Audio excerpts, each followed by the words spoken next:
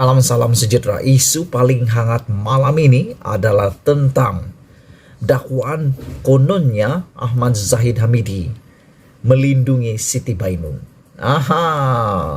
Sebelum kita teruskan ulasan ini, kamu pasti tahu dengan isu terkini tentang Siti Bainun, pengasas kepada rumah kebajikan Rumah Bonda. Isu ini paling hot di seluruh Malaysia apabila berlaku pembongkaran. Siti Bainun didedahkan di mahkamah mendera seorang kanak-kanak berumur 13 tahun yang mempunyai masalah OKU, yaitu sindrom Down. Dikatakan dalam laporan di mahkamah, pendedahan di mahkamah, Siti Bainun telah mendera Bella dengan begitu teruk sekali. Bahkan ada pendedahan mengatakan bahwa Bella dijerus dengan air panas. Bahkan ada juga dalam pendedahan Siti Bainun mengarahkan penghuni di dalam rumah itu juga menggigit perut Bella. Dan ada juga dalam pendedahan itu Bella diikat.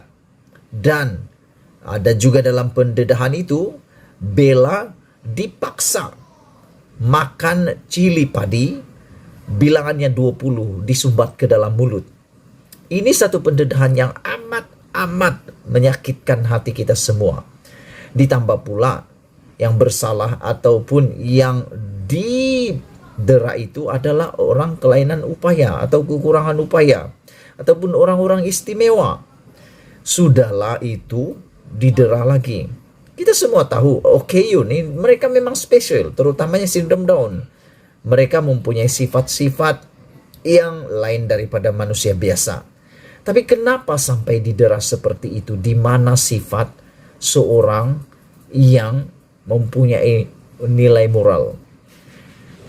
Kan janganlah membuka rumah kebajikan seperti itu kalau hanya untuk mendera.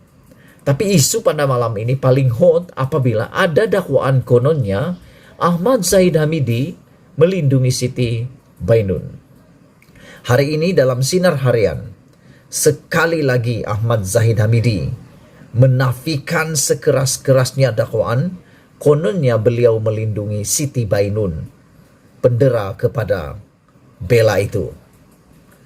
Presiden UMNO Datuk Seri Dr. Ahmad Zahid Hamidi menafikan dakwaan beliau melindungi pengasas Rumah Bonda yaitu Siti Bainun yang mengupah 10 peguam Bella dalam kes penderaan remaja sindrom Down dikenali sebagai Bella.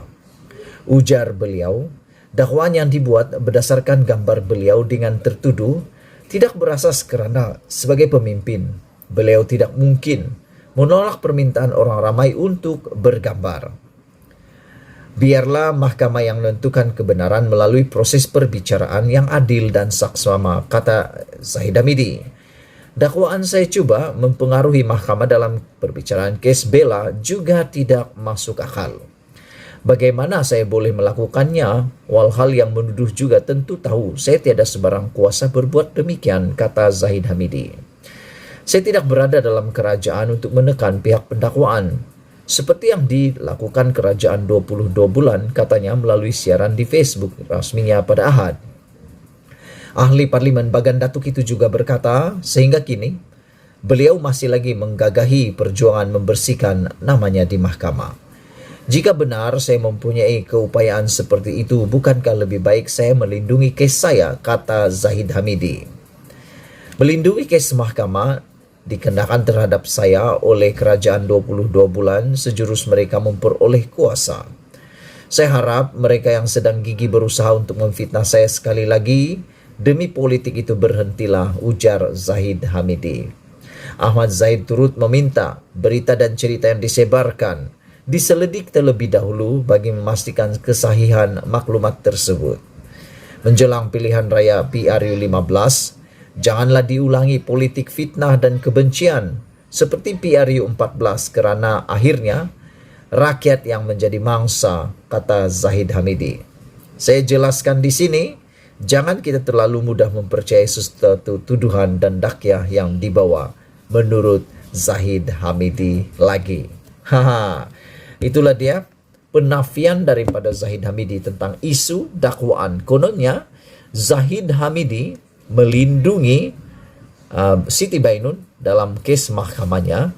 Juga dakwaan kononnya Ismail Sabri Yaakob pula. Minta maaf, bukan Ismail Sabri Yaakob. Kononnya Zahid Hamidi cuba mempengaruhi keputusan mahkamah.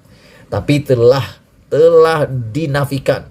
Saya ulang sekali lagi, dinafikan sekeras-kerasnya oleh Zahid Hamidi. Terima kasih kerana menonton channel ini. Terpulang pada anda, berikan komen berkaitan isu pada kali ini. Malaysia kita punya, kita jaga sama-sama, cintai Malaysia. Kita jumpa lagi. Bye-bye.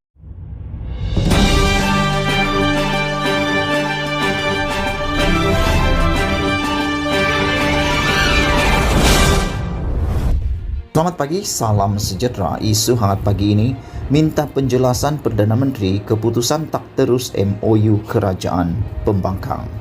Berita sepenuhnya.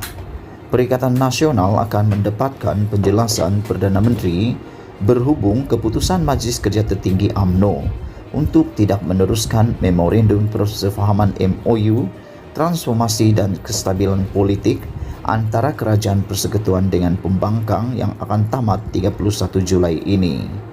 Pengerusinya Tan Sri Muhyiddin Yassin berkata, ketika pertemuan pimpinan Perdana Menteri bersama Perdana Menteri Datuk Seri Ismail Sabri Yaakob minggu lalu, pihaknya turut membincangkan perkara berkenaan.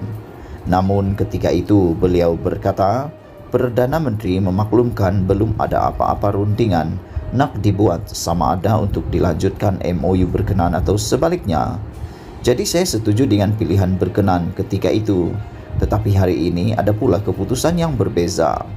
Kita akan dapatkan penjelasan dengan Perdana Menteri sama ada dia nak berhenti atau lanjutkan MOU berkenaan, katanya kepada pemberita selepas lawatannya sebagai pengerusi Majlis Pemulihan Negara di lapangan terbang antarabangsa Kuala Lumpur KLIA hari ini. Sebelum ini Ismail Sabri akur dengan keputusan MT UMNO untuk tidak meneruskan MOU berkenaan dan sebagai naib presiden UMNO beliau tertakluk kepada keputusan dibuat MKT. MKT UMNO memutuskan MOU antara Kerajaan Persekutuan dan Pakatan Harapan yang akan berakhir 31 Julai ini tidak akan diteruskan lagi. Pada 13 September lalu, kerajaan memeterai MOU Transformasi dan Kestabilan Politik yang ditandatangani Ismail Sabri bersama Ketua Parti PH, termasuk Presiden PKR Datuk Seri Anwar Ibrahim, Setiausaha Agung DAP yang ketika itu Lim Guan Eng, Presiden Parti Amanah Negara Amanah Muhammad Sabu, dan Presiden Pertubuhan Kinabalu Progresif Bersatu APKO Datuk Seri Wilfred Madius Tangau. MOU itu antaranya merangkumi pemerkasaan pelan COVID-19, pembaharuan parlimen, kebebasan institusi kehakiman, Perjanjian Malaysia 1963 dan pembentukan jawatan kuasa pemandu. Pada 10 Mac lalu, ahli jawatan kuasa rundingan dan pelaksana MOU berkenaan, Anthony Locke dilaporkan berkata, Pembangkang bersedia meneruskan MOU Transformasi dan Kestabilan Politik dengan Kerajaan Persekutuan selepas 31 Julai. Dalam perkembangan berasingan, Muhyiddin ketika ditanya mengenai keputusan UMNO untuk kekal memilih Ismail Sabri sebagai Perdana Menteri pada pilihan raya umum 15 akan datang, beliau berkata, itu soal parti dan beliau tidak akan membuat sebarang komen berkaitannya. Itu soal parti UMNO, dia nak pilih calon siapapun, kita dengar sajalah. Saya tidak apa-apa nak komen. Sekarang pun dia masih menjadi Perdana Menteri. Namun kehadapan kita tidak pasti. Kalau nak calonkan itu, ia adalah di pihak Barisan Nasional. Kalau di PN, kita tak ambil pendirian yang sama, katanya. Sekian isu hangat pagi ini. Jangan lupa tinggalkan komen anda. Sila tekan butang subscribe dan kita jumpa lagi. Bye-bye.